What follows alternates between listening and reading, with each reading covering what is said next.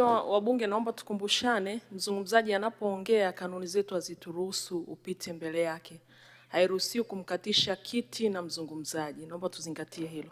Nilimtaja Mheshimiwa Esther Amos Bulaya na Mheshimiwa Jason Samson Rekiza ajiandae.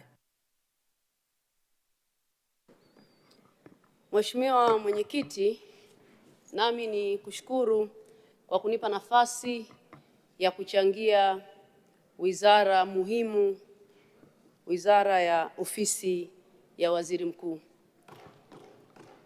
Kwanza, kabla sijaanza kuchangia wizara ya TAMISEMI, wananchi wa Bunda mjini wamechoka kusikia habari ya mchakato unaendelea kuhusiana na mradi wa TACTIC. Wananchi wa jimbo la Bunda mjini wanaungana na rais wao Daktari Samia Suluhu Hassan kwamba wanahitaji matokeo.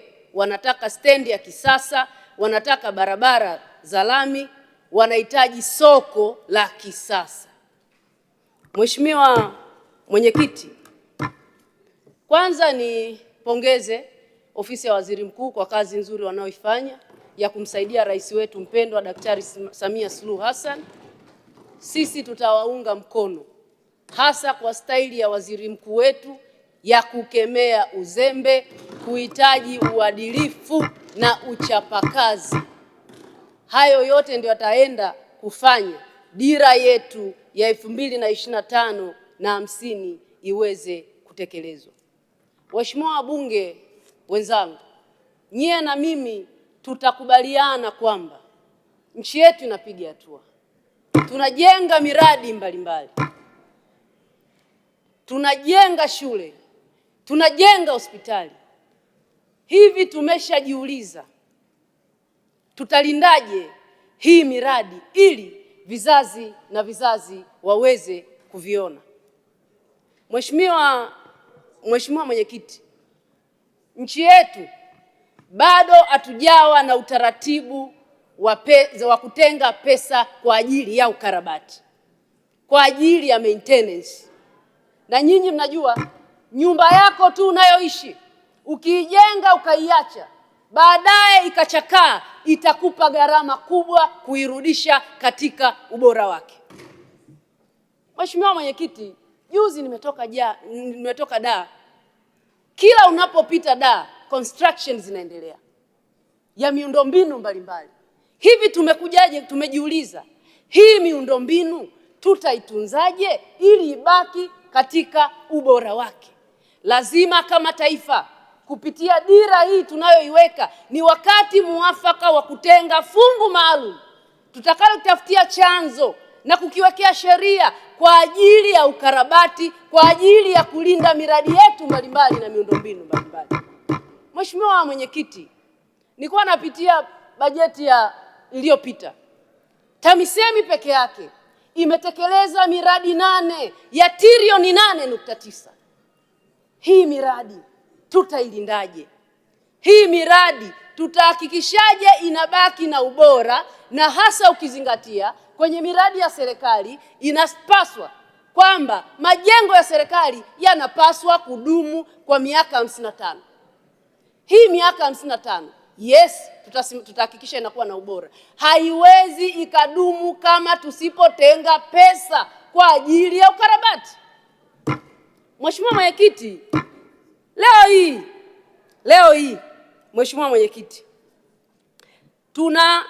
tuna shule za msingi chakavu 11,000. Tuna shule za sekondari chakavu 405. Mheshimiwa Mwenyekiti, tuna madarasa chakavu 7,741. Mheshimiwa Mwenyekiti, hii tu ni sekta ya elimu. Tunahitaji trilioni 3.8 ili shule hizi 11,000 za primary, shule 405 za sekondari, madarasa 7,700 zirudi kwenye hali yake. Trilioni 3.8. Kwa sababu gani? Tuliacha zikachakaa, tumejenga, watoto wametumia, tukasahau kuweka fungu la ukarabati. Na hii Mheshimiwa Waziri Mkuu, utaandika historia kuwa waziri mkuu wa kwanza utakayeweka historia ya kuhakikisha miundombinu ya Watanzania inalindwa vizuri kwa kutenga fungu maalum kwa ajili ya ukarabati, tukalitungia sheria. Tulinde miundombinu yetu tunayojenga ya barabara, tulinde shule zetu, tulinde hospitali zetu. Mheshimiwa Mwenyekiti, hapo nilikuwa nimetaja sekta ya elimu. Tukija kwenye sekta ya afya, tuna zahanati 1785 zinahitaji bilioni 1.3 kwa ajili ya ukarabati. Mheshimiwa Mwenyekiti, lazima kama taifa kwenye dira yetu tuanze kuwa na kacha ya kuweka pesa kwa ajili ya kulinda miradi yetu mbalimbali ambayo tunaijenga. Mheshimiwa Mwenyekiti, hapo nimesema zahanati. Ukija kwenye vituo vya afya 534 zinahitajika pesa za ukarabati bilioni 192. Mheshimiwa Mwenyekiti, tumejenga, tumefanya maendeleo sana. Tuna wajibu wa kulinda miundombinu yetu kwa kutenga pesa kwa ajili ya ukarabati. Na tusipofanya hivyo, tutakuwa tunajenga tunasema tumejenga barabara, tumejenga shule, tunapiga hatua 10 mbele, tunarudi 6 nyuma, kwa sababu sisi wenyewe tumeshindwa kuweka mekanizmu ya kulinda miundombinu yetu, ya kulinda miradi mikubwa tunayoijenga, ya kulinda miundombinu ya shule, ya kulinda miundombinu ya zahanati. Sasa Mheshimiwa Mwenyekiti, hapo nimezungumzia hivi vilivyopo. Tukienda kwenye maboma ambayo yanahitaji kukamilishwa, tuna maboma 1596 ya zahanati. Mbali na hizi shule zilizojengwa, mbali ya zilizochakaa, haya maboma kukamilika kwake yanahitaji bilioni 115. Haya tumekamilisha, tunayalindaje ili wananchi wetu waweze kupata huduma kwenye hospitali zilizo bora, kwenye zahanati zilizo bora? Mheshimiwa Mwenyekiti, ukija kwenye hospitali ambazo bado zinahitaji bilioni 2.4 kwa ajili ya ukarabati, lakini sisi tu kwenye serikali yetu tumeweza kukarabati maboma 346 yenye thamani ya bilioni 30. Mheshimiwa Mwenyekiti, kupanga ni kuchagua. Hii kasi ya maendeleo inayofanywa na serikali yetu chini ya Daktari Samia Suluhu Hassan, lazima tuweke mkakati wa kuhakikisha miradi yote inakuwa na ubora na kwa kuwa na fungu la ukarabati.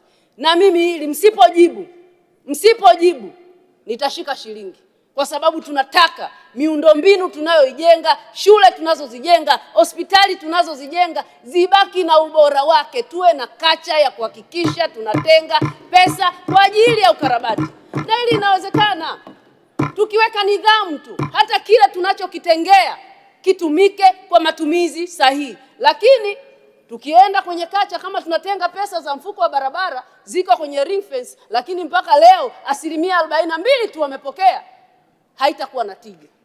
Mheshimiwa Mwenyekiti, nilikuwa naomba sana tulinde miradi yetu, tulinde miundombinu tunayoijenga ili iwe na tija. Vizazi na vizazi vitakuja kutukumbuka bunge hili kwenye dira hii ya 2025 2030 kwamba kulikuwa na bunge liliamua kuweka utaratibu wa kuhakikisha miradi inayojengwa inabaki kwenye ubora ili tuweze kupiga hatua kwa namna ambavyo tunataka taifa letu liende. Mheshimiwa Mwenyekiti, baada ya kusema hayo, narudi jimbo la Bunda mjini. Jana Mheshimiwa Waziri Ndugange, nimekupa document ya miradi vipolo na maboma ya zaidi ya bilioni 2.4 inahitaji kukamilika kwenye jimbo la Bunda mjini ili wananchi wangu waweze kupata huduma bora za afya, waweze kupata huduma bora ya elimu. Mheshimiwa Mwenyekiti, baada ya kusema hayo, asante sana, naunga mkono hoja.